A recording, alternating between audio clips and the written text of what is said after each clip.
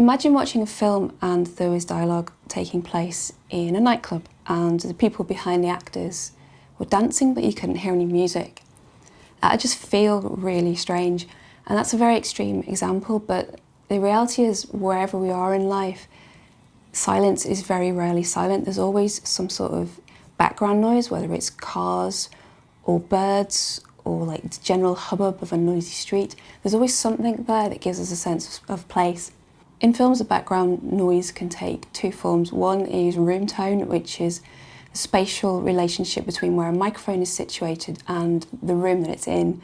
So you have walls and floor and ceiling, and they all act as reverberation surfaces, and that combines to give that room a certain tone, how it reacts to any sound that's instant on it. The second is what we call atmos, which is atmosphere track or an ambience track. And what that is a recording of any sorts of noises that are appropriate to the environment, like for here, because it's Saturday afternoon in Crawley, the appropriate atmos you can probably hear is people mowing their lawn and drilling. Thanks.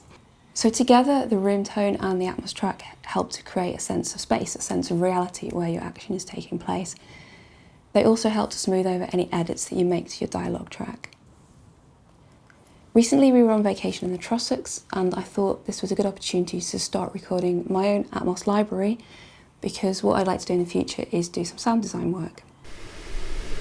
Okay, so what I'm trying to do is just pick up a general impression of a natural ambience that sounds nice and appropriate, and that we might then put beneath a dialogue track. For example, if we have dialogue and no background noise, it'll sound very sterile and unnatural. So for example, if you have a scene where people are talking outdoors, you could use a recording of this sort of environment just to give that impression that they are outdoors. It's a sort of thing you might not pick up on consciously when you're watching, but subconsciously your brain will know there's something not quite right. I'm a Foley artist now. And that's another couch.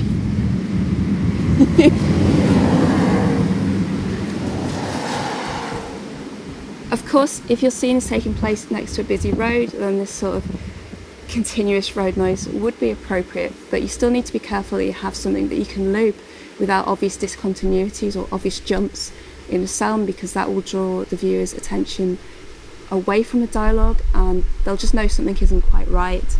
So what we'll do is we'll take these recordings away, have a listen at home, and hopefully we'll have something usable that we can add to our library of interesting background noises.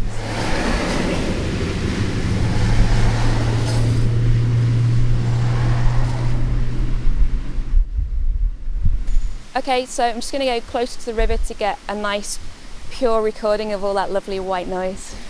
So there's a lot of white water here because there's a lot of stones just beneath the surface, so that's really breaking up the surface of the water, and it's giving us a really loud, very aggressive white noise. There's a lot of high frequency content in the sound, so what I've had to do is back the levels on the recorder off a little bit.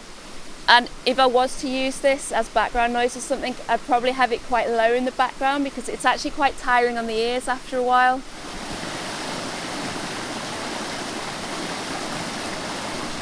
I think that's probably enough atmos from this location. What I think we should do is go and record some pub atmos. What do you think?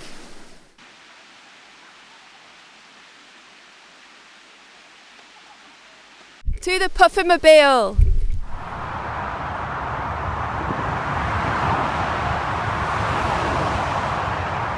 So here's a very different kind of environment. I found over the past week that recording atmos can be very relaxing, almost like a meditation. Not so much here though. And next time you're out and about, remember, close your eyes and listen. Unless you're driving. Thank you for watching. If you like what I do, please consider liking, sharing and subscribing for more.